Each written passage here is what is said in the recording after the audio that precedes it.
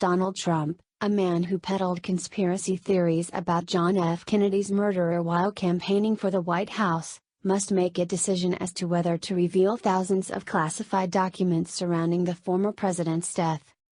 Kennedy was shot dead in his car in November 1963 in Dallas by Lee Harvey Oswald, and it is still not known exactly what intelligence agencies knew about him before the assassination and what links Oswald had with Fidel Castro's government in Cuba. The unsealing of these documents, which may answer these questions and which could have a significant impact on U.S. history, comes down to Mr. Trump, a man who often gives weight to conspiracy theory outlets like InfoWars and hardline right-wing publications such as Breitbart.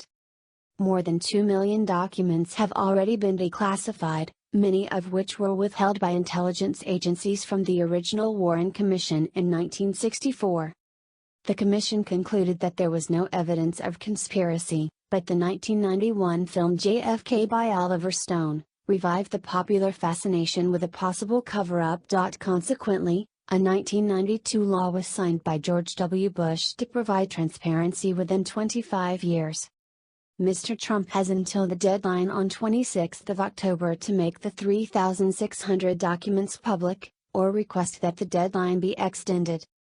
These never-seen-before documents, which were collated by a temporal agency called the Assassination Records Review Board, ARRB, are now part of National Archives. Experts hope they could fill missing gaps about why Oswald was monitored by the CIA during a trip to Mexico City just weeks before the assassination, and why he went to the Soviet and Cuban embassies there. Historians largely agree that he was trying to obtain a visa to defect to Cuba, as he had tried to move to the Soviet Union. Mr. Trump has not indicated what he will decide.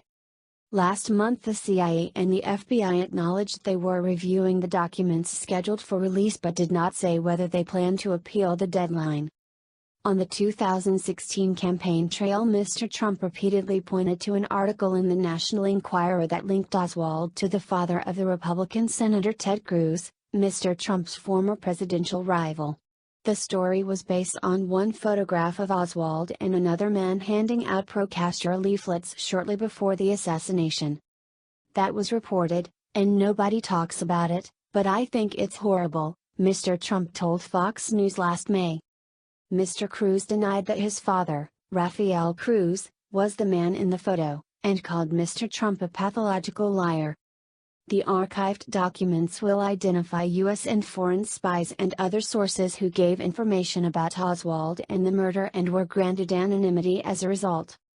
Around 400 pages will also reveal information about the former CIA operative E. Howard Hunt, who became a conspirator to the Watergate scandal and who claimed before his death that he knew Oswald would murder Kennedy.